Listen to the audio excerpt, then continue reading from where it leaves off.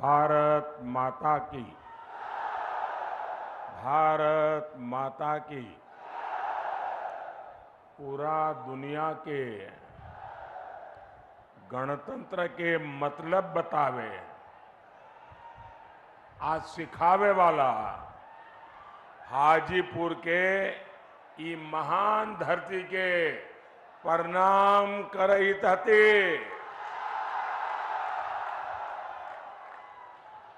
आज देश में चौथे चरण के लिए मतदान हो रहा है। मेरा सभी मतदाताओं से अनुरोध है कि वो ज्यादा से ज्यादा वोटिंग करें। ये चुनाव लोकतंत्र के एक महापर्व होता है और ज्यादा मतदान इसकी शोभा और बढ़ा देता है और आपका एक एक वोट ये हमारे लोकतंत्र का गहना बन जाता है। साथियों, ये भगवान महावीर की धरती है, ये भगवान बुद्ध की धरती है, ये वो धरती है जहां लोकतंत्र की भी जड़ें हैं और ये वो धरती है वहां रामचौरा मंदिर भी है और मान्यता है कि यहां हमारे प्रभु श्री राम के चरण पड़े थे। इसलिए हाजीपुर आकर आपसे आशीर्वाद लेना मेरे लिए बहुत बड़ा सौभाग्य है। साथियों, ये पहला लोकसभा चुनाव है जब हम स्वर्गीय रामविलास पासवान जी की अनुपस्थिति में लड़ रहे हैं। रामविलास जी सामाजिक न्याय के सच्चे साधक थे और हाजीपुर के प्रति उनका लगाव, हाजीपुर के प्रति उनका समर्पण ये हमेशा हमेशा याद रहेगा। हाजीपुर के लिए, उनके सपनों को पूरा करने के लिए हम सब संकल्पबद्ध हैं। साथियों, 4 जून बहुत दूर नहीं है। 4 जून को सुबह के इस समय सबकी नजर टीवी पर होगी, रेडियो पर होगी, सोशल मीडिया खंगालते होंगे और आप जो आशीर्वाद दे रहे हैं वो 4 जून को एक के बाद एक भाजपा एनडीए के विजय की ओर आगे बढ़ता जाएगा। और चुनाव के परिणाम क्या कहेंगे? चुनाव के परिणाम क्या कहेंगे? फिर एक बार, फिर एक बार, फिर एक बार एनडीए को दिया आपका वोट केंद्र में मोदी की मजबूत सरकार बनाएगा। आरजेडी, कांग्रेस या इंडिया अलायंस को तो अगर किसी ने गलती से भी बटन दबा दिया ना तो उसका वोट तो बेकार जाना जाना तय है। और बिहार के लोग तो समझदार है, वो बेकार जाने वाली चीज कभी करते ही नहीं है। और इसलिए अपना वोट सरकार बनाने के लिए दीजिए, देश बनाने के लिए दीजिए, आपके भविष्य के लिए, आपके बच्चों के उज्जवल भविष्य के लिए दीजिए। आपका वोट एनडीए को दीजिए। साथियों, बिहार के लोगों के सामर्थ्य और बिहार के लोगों की समझदारी का मैं बहुत सम्मान करता हूं, लेकिन मुझे ये देखकर दुख भी होता है कि सामाजिक न्याय के नाम पर लालटेन वालों ने बिहार में कितनी अंधेर गर्दी फैलाई। इन लोगों ने बिहार के लोगों को गरीब और अभाव में धकेल दिया, जंगल राज दिया। इन लोगों ने सबको बर्बाद किया और खुद अपने आलीशान महल खड़े कर दिए। क्या ऐसे लोग बिहार का कभी भी भला कर सकते हैं क्या? कर सकते हैं क्या? आरजेडी कांग्रेस में बिहार को आगे बढ़ाने की इच्छा शक्ति ही नहीं है। वे तो सोच रहे हैं अभी जितना समय बचा है, खुद का जितना लूट सके लूट ले। वो अपने बच्चों को सेट करने में लगे हैं, उनको आपके बच्चों की परवाह नहीं है। आप लोग यहां एक कहावत कहते हैं ना निमन गीतिया गाइब, ना मड़वा में जाइब। आरजेडी कांग्रेस का हाल यही है। ये लोग विकास के कार्यों से भागते हैं क्योंकि उसमें मेहनत लगती है, खुद को खपाना होता है। इन लोगों के नकारे पन्ने बिहार के कई अमूल्य दशक बर्बाद किए हैं। ऐसे लोगों से हमें बिहार को बचाकर रखना है। भाई और बहनों, आरजेडी हो, कांग्रेस हो, इन दोनों पार्टियों ने अब तुष्टीकरण को अपना सबसे बड़ा राजनीतिक हथियार बनाया है। आजकल आप देखते होंगे इंडी अलायंस का हर दल राम मंदिर के लिए बद्दी बद्दी बातें कर रहा है। राम मंदिर को गाली देकर, उसका बहिष्कार करके ये आपको चिढ़ा रहे हैं। क्या ऐसे लोगों को आप माफ करेंगे क्या? ऐसे लोगों को कोई माफ कर सकता है क्या? साथियों, आरजेडी कांग्रेस की प्राथमिकता आप लोग नहीं है, बल्कि उनका अपना वोट बैंक ही है। अभी आपने सुना होगा बिहार में जंगल राज लाने वाले जो व्यक्ति है, जो चारा घोटाले में अदालत ने सजा की हुई है, गुनहगार माना है, उन्होंने अभी अभी एक बयान दिया। उन्होंने कहा कि मुसलमानों को आरक्षण दिया जाना चाहिए और वो भी पूरा का पूरा, यानी दलितों, पिछड़ों, आदिवासियों को मिलने वाला पूरा आरक्षण ये अब सिर्फ मुसलमानों को देना चाहते हैं।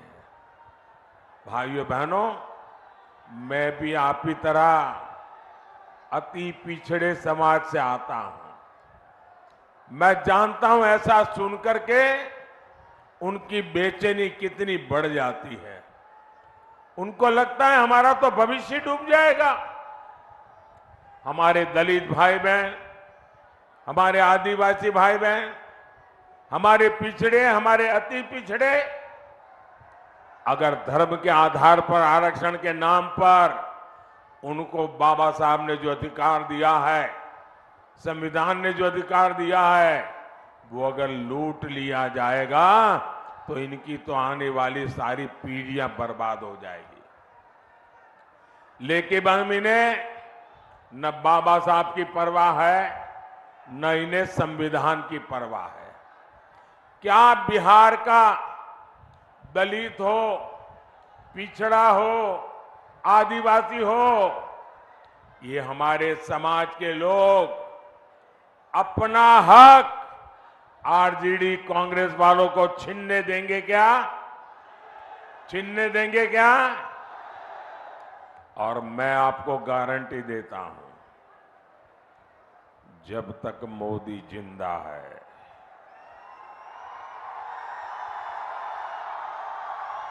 ये आपके अधिकारों पर डाका नहीं डाल सकते। ये आपके आरक्षण को छीन नहीं सकते।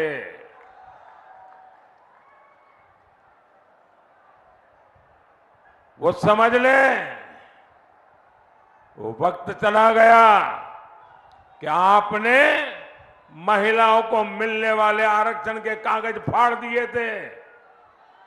आगे अगर ऐसी कोई कोशिश करेंगे तो लेने के देने पड़ जाएंगे। साथियों, ये बीजेपी है, एनडीए है, जो सामाजिक न्याय की पहरेदार है। आज देश में एससी, एसटी, ओबीसी के सबसे अधिक एमपी, सबसे अधिक एमएलए ये बीजेपी और एनडीए के हैं। केंद्रीय मंत्रिमंडल में 60% मंत्री इन्हीं वर्गों के हैं। इतना ही नहीं, 2014 में जब हमारी सरकार बनी तो हमने एक दलित बेटे रामनाथ कोविंद जी को राष्ट्रपति बनाया और अब आदिवासी समाज की बेटी द्रौपदी मुर्मू जी हमारे देश की राष्ट्रपति के नाते मार्गदर्शन करिए। ये होती है भागीदारी, ये होता है सबका साथ सबका विकास का मंत्र। भाइयों और बहनों, कांग्रेस आरजेडी ने मिलकर बिहार की अनेक पीढ़ियों को, उनके सपनों को तबाह किया है। और आज जब यहां इतनी बड़ी मात्रा में माताएं बहनें आशीर्वाद देने आई है, 40 साल से लटका हुआ एक मामला आरजेडी वालों ने पार्लियामेंट में जिन कागजों को छीन करके फाड़ दिया था, वो मामला था इस देश की माताओं बहनों को पार्लियामेंट में, असेंबली में अधिकार देने का, आरक्षण देने का। और इसके कारण, ये आरजेडी की मानसिकता के कारण, कांग्रेस की विकृत मानसिकता के कारण महिलाओं को अधिकार नहीं मिला। ये आपका भाई, माता, ये आपका बेटा, आपने जब मुझे वहां सेवा करने के लिए भेजा ना, मैंने नई संसद बनते ही महिलाओं के लिए आरक्षण का भी काम पूरा कर दिया है। ये आरजेडी वाले इसके विरोधी है, अगर ये दोबारा कोशिश की आने की तो ये भी छीन लेंगे, आप मान के चलिए। आरजेडी के राज में यहां सिर्फ अपहरण और फिरौती उद्योग ही फला फूला। हाजीपुर ने तो देखा है कैसे यहां के उद्योग धंधे सब चौपट हो गए। आरजेडी कांग्रेस ने बिहार को सिर्फ पलायन दिया, बिहार को सिर्फ तबाही दी। साथियों, मोदी विकसित बिहार, विकसित भारत के संकल्प को लेकर निकला है और मोदी का, एनडीए का ट्रैक रिकॉर्ड क्या है? हमारा ट्रैक रिकॉर्ड भ्रष्टाचारियों को खोज करके सजा देने का है। मैं देश को, आप लोगों को एक आंकड़ा देता हूं, आप लोग ध्यान से सुनेंगे आंकड़ा, ये आपको काम आएगा। ये जो टीवी पर आप नोटों के पहाड़ देखते हैं ना, ये राजनेताओं के यहां से पकड़े जाते हैं। ये गरीब का पैसा है और ये गरीब के पैसों की लूट मुझे सोने नहीं देती है भाइयों।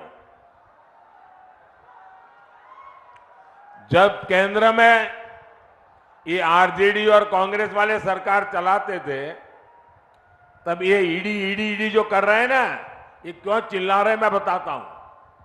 ये ईडी ने उस समय कितना रुपया जब्त किया था मैं बताऊं?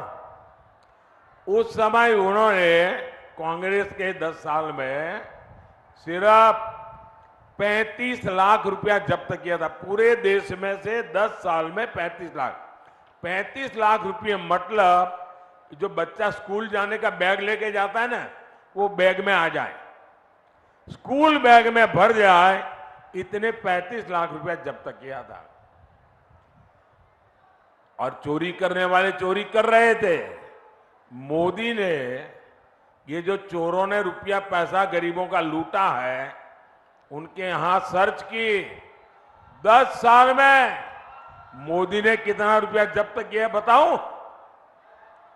मोदी ने 2200 करोड़ रुपया जब्त किया है। उन्होंने जो पैसा जब्त किया था वो स्कूल बैग में आ जाए इतना था। मोदी ने जो पैसा जब्त किया है, अगर उन पैसों को ले जाना है तो जो छोटे ट्रक आते हैं ना, 70 ट्रक लगते हैं, 70 ट्रक, 70।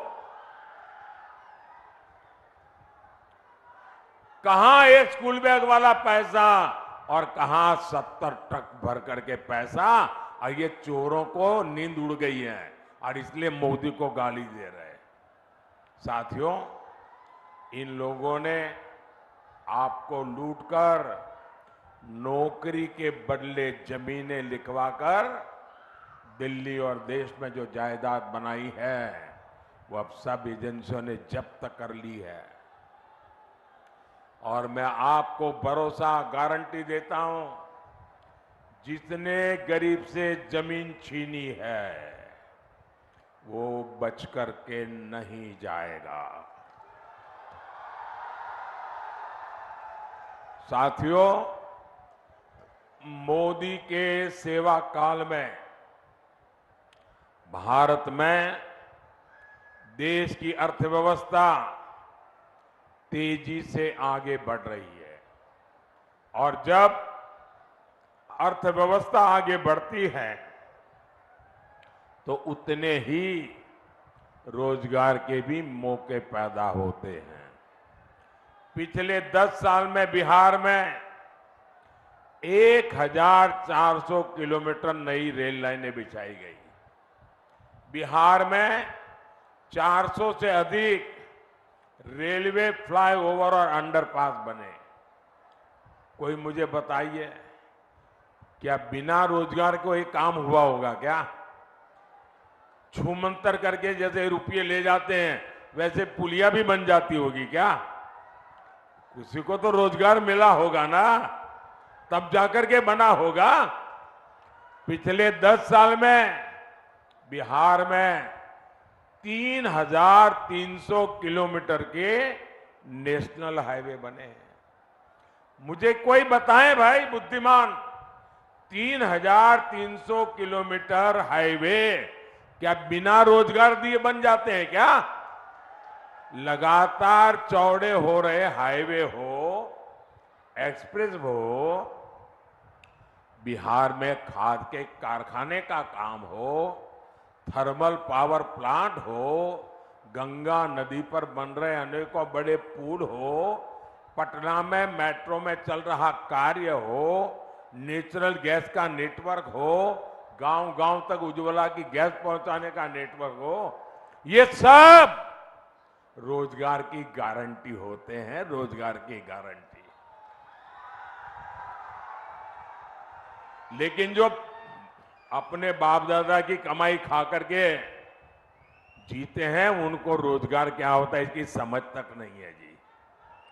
अभी मोदी ने तय किया है कि बिहार के 90 से ज्यादा रेलवे स्टेशनों को आधुनिक बनाया जाएगा।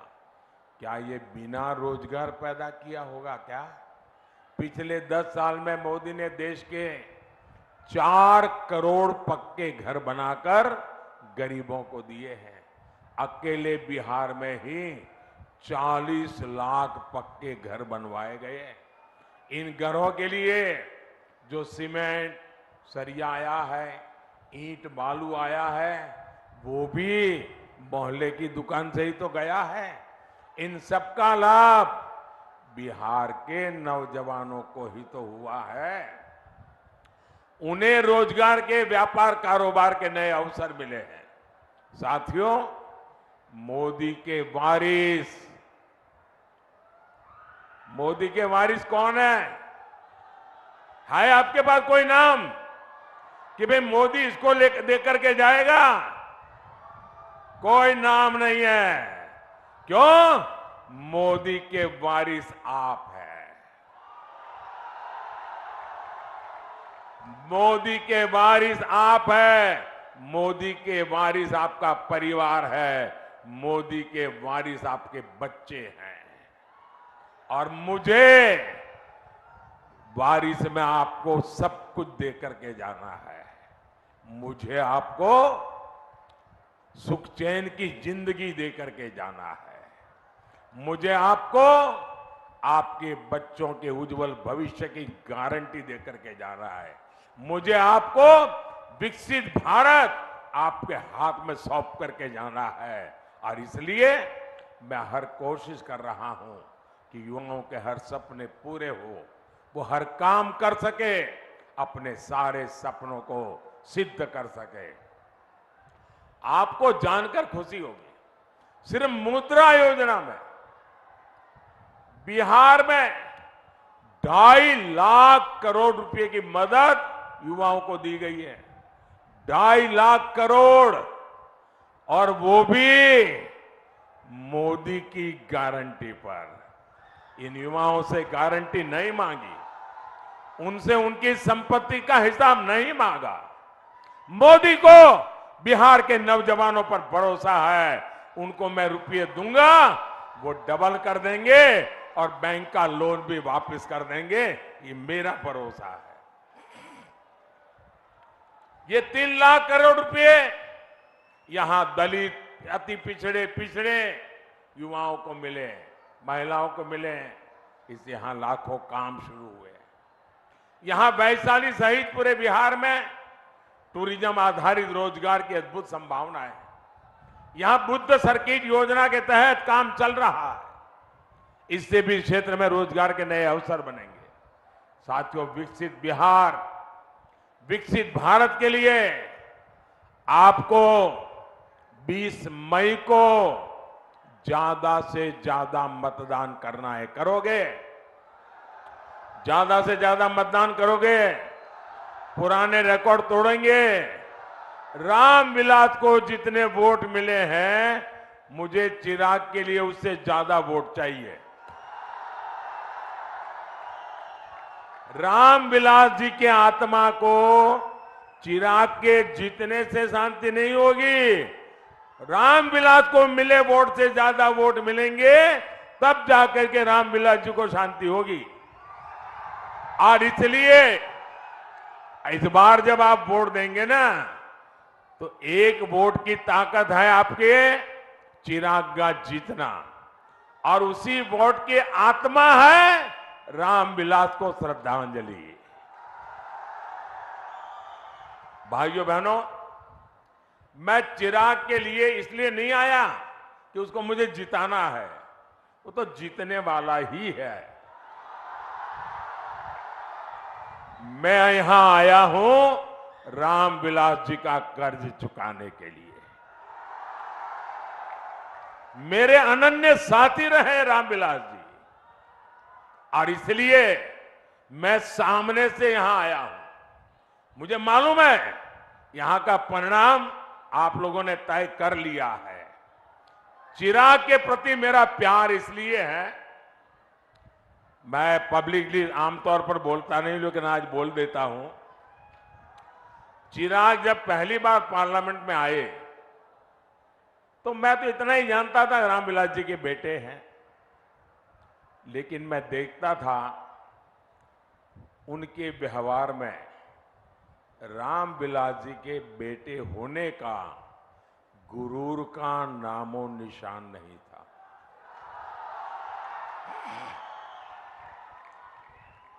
ये बहुत बड़ी बात है, और मैं इसके लिए उनकी माता जी को सारे क्रेडिट देता हूं। आपने इसको ऐसा संस्कार दिया, गुरूर का नामो निशान नहीं। दूसरी बात, मैंने एक बार हमारी कैबिनेट में कही थी, शायद चिराग को भी पता नहीं होगा, रामविलास जी कैबिनेट में थे। मैंने कहा कि मैं देखता हूं कि चिराग जब पार्लियामेंट चलती है वो पूरे दिन सदन में बैठता है। सॉरी, मैं जरा तूतारी कर देता हूं कि मैंने उसको बेटे की तरह देखा है, वरना वो हमारे माननीय सांसद है। पूरा समय पार्लियामेंट में वो बैठते थे 14 से 19। मैंने कैबिनेट में कहा, मैंने कहा देखिए भाई, इस बच्चे में सीखने की, जानने की इतनी लगन है, वो एक एमपी के रूप में इतना कोशिश कर रहा है सीखने की, और मैं मानता हूं एक सांसद के रूप में चिराग सफल सांसद है। आपके इस बिहार के सच्चे प्रतिनिधि है, और इसलिए आप जब चिराग को वोट देंगे ना, तो वो वोट सीधा सीधा मोदी के खाते में जाएगा। अच्छा, मेरा एक काम करेंगे, जरा सब बताइए, मेरा एक काम करेंगे। ऐसे नहीं, चिराग की बात कर रहा हूं तो बड़ा उत्साह आ जाता है, मेरी बात करता हूं ठंडे पड़ जाते हो। जरा हाथ ऊपर करके बताइए, मेरा काम करोगे?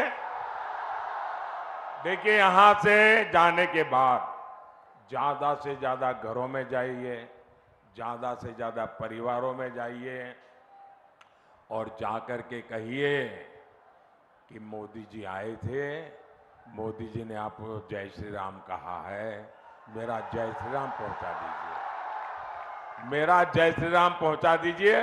बोलो भारत माता की, भारत माता की, भारत माता की। बहुत बहुत धन्यवाद।